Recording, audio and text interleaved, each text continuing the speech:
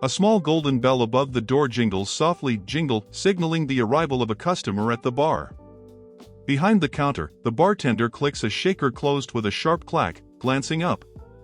Two men seated at the bar look uneasy, sweat drops marking their surprise. The door closes, and a familiar figure enters with a faint smile. The bartender narrows his eyes and asks flatly, "Back again?" The man slips off his coat with a shrug. "Of course. It's the weekend," he replies casually. The bartender passes him a drink while adding with a smirk, "Don't you get sick of one-night stands every weekend? Why don't you get a boyfriend?" The bartender drops ice into the shaker with a soft plop. The dark-haired man leans back on his stool and mutters, He smirks, his sharp eyes catching the light. "I doubt that's in the cards for me," he says smoothly. The bartender frowns. "You don't even know what love is, do you? You damned pessimist." The man shrugs innocently. "What are you talking about? No one's more of a romantic than me." Images of envelopes scatter across the panel. A voice narrates, a handwritten letter pouring out your heart. A red telephone booth stands in the snow, the receiver left dangling.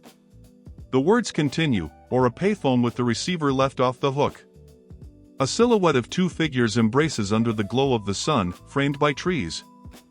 The voice adds, running through an airport for a desperate embrace and kiss. That kind of thing.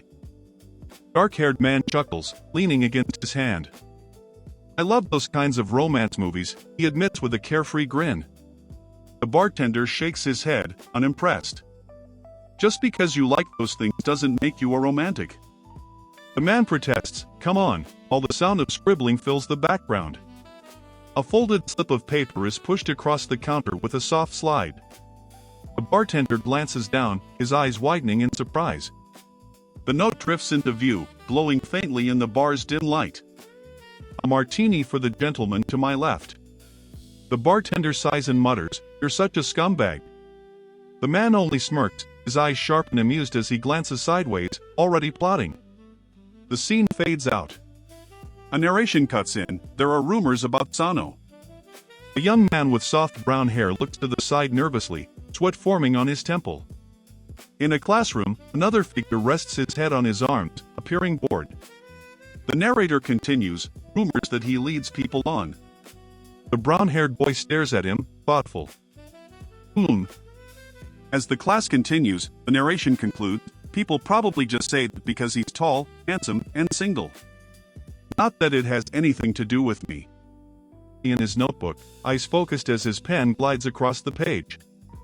His classmate suddenly taps him on the arm, catching his attention. A small note is slipped over, asking, "What do you want for lunch today?" He glances at the note, and a faint smile curves on his lips. His expression is calm, almost playful, as he looks at the one beside him.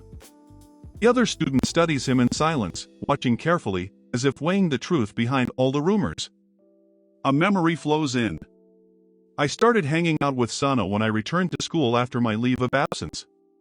The scene shifts to the classroom, students scattered across their desks. Sohno sits in his chair, resting his head lazily, while the narrator moves past, recalling those early days. The image of Sohno rustling awake lingers, leaning closer, eyes half open, his presence impossible to ignore. He's an upperclassman. I saw him at the orientation party. His expression sharpens, remembering their repeated encounters. We had the same classes and kept running into each other.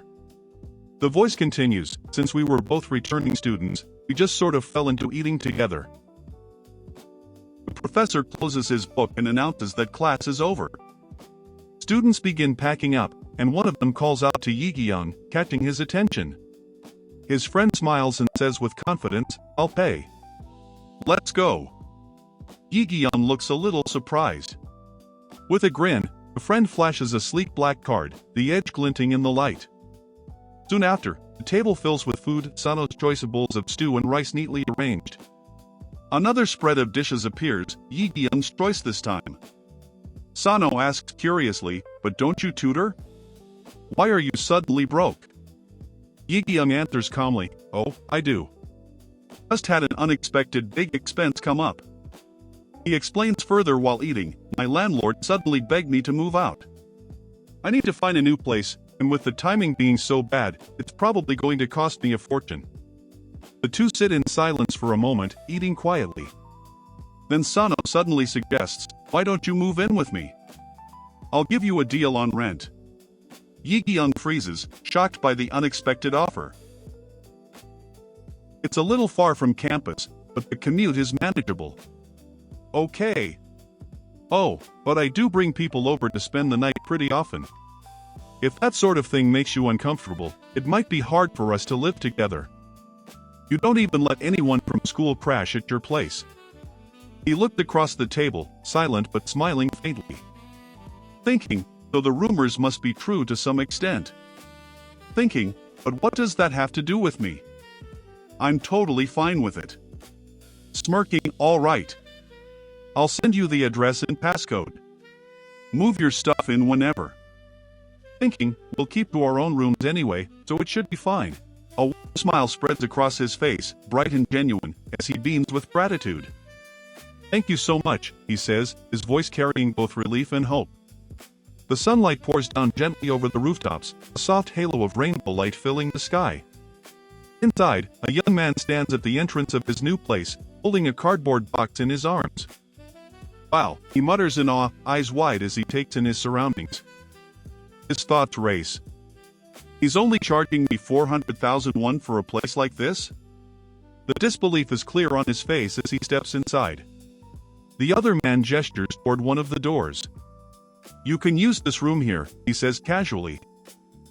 Okay, comes the reply, as the young man nods politely, still clutching his box. The door creaks open, revealing an empty space. It's completely empty, the host remarks. He pauses before offering, should I buy you a bed? It's pretty unfurnished for a room you're paying rent for. The tenant shakes his head quickly. No, it's fine. I have blankets. With a reassuring look, the host adds, the living room, kitchen, and bathroom are shared spaces, so feel free to make yourself at home. Then, turning toward the stairs, he encourages, let's hurry and move the rest of your stuff. Okay, he replied simply, his voice calm. Scene shifts to the quiet view of the building under the warm orange glow of dusk. A door opens slightly, and a voice calls out. I'm heading out. The boy glances back and answers softly, okay. The man lingers a moment longer. Take it easy and rest up today. Since you just moved in, do you want me to order you something to eat? A small smile forms as the boy shakes his head. It's okay. I'll get something myself. The man nods, stepping out. Okay, see you tomorrow. The sound of the door creaks and clicks shut behind him. The boy frowns slightly. Tomorrow? Does that mean he's not coming home tonight? His gaze drops to his hands as he tightens his grip on his bag. I should probably get some rest too. He stretches, his body weary from the day's move, the golden sunset casting a glow through the window. Meanwhile, footsteps echo outside, beep, beep, as the man locks the door and disappears into the night. Dark room, making the man pause and glance around. Another figure appears behind him, slipping off his coat with a sly smile. Is he asleep already? He asks, his tone teasing. Comes the response, calm but cautious. The man leans closer, smirking. Don't tell me you brought me here when you already have a boyfriend? The dark-haired man gives a sharp grin. You know full well I don't do boyfriends. His confidence rings clear, flowers blooming in the background of his smile. In the next moment, the two fall onto the couch with a plop. Their lips meet in a heated kiss, the sound of smooches and breathless gasps filling the air. One pulls back slightly, panting, eyes locked on the other. You want to do it here? Why not? The reply comes easily, playful and reckless. But I thought you said someone was here, the man presses, glancing toward the door. That just makes it more exciting, comes the daring answer, a mischievous gleam in his eyes. Clothes begin to peel away, dark shirt pulled up to reveal toned abs. The other man stares, lips curling upward. Interesting. His flushed face tilts slightly, lips parted as he lets out a soft sound, his shirt still clinging to him loosely. Clothes fall to the floor with a quiet plop, their discarded fabric marking the trail of their urgency. Breathless gasps fill the space, every movement accompanied by the slick sounds of sliding skin. Bodies press close together, sweat glistening as one leans forward, a stifled moan escaping. His eyes narrow with a mix of pleasure and focus, murmuring words that make the other shiver. Heat builds quickly, their voices rough, their touches urgent, leaving no space between them. Fingers grip tightly, movements relentless, the rhythm only intensifying. The air trembles with ragged moans and whispered curses, the world outside fading away. Every thrust sends shivers, their connection raw and consuming, louder than reason. They lose themselves in the heat, nothing else existing but this overwhelming moment. Breaths fall heavy, filling the silence of the dimly lit room. One glance is enough to send a rush of heat, his lips curl faintly as his chest rises and falls. "You're not done yet, are you?" The teasing words slice through the quiet, paired with a smirk that dares him to continue. Bodies press closer, slick with sweat, the air thick with tension. The bed creaks under their weight, the sound echoing like a confession neither is willing to voice. The world narrows to this moment, their rhythm, their touch, the undeniable pull of desire. When at last they collapse, tangled together, his laughter breaks the silence. "That was fucking great. Let's get some sleep." But the words sting. His partner's eyes harden, lips pulling into a quiet frown. "Not a shred of romance in you." "Romance," comes the chuckle, light and careless. "Did you really expect romance from a one-night stand?" The room falls silent once more, only the soft rustle of sheets and the cool night air drifting through the half-open window. The boy lies in bed, headphones over his ears, blinking quietly as music plays. He murmurs to himself, "Oh, right. I moved."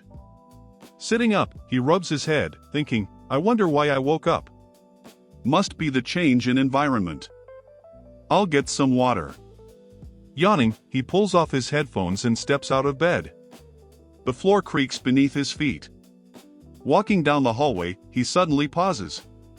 His eyes widen, a sharp gasp escapes his lips. Shock floods him as he whispers. Through the crack of the door, he sees them, two men entangled in each other's arms, asleep, their bare bodies pressed close. He stumbles back, heart pounding. What? His mind races, thumping like a drum. Panic grips him. Did they do it in the living room? No, wait. Besides that. His eyes dart back, and the image of them together burns into his memory. He can't shake it.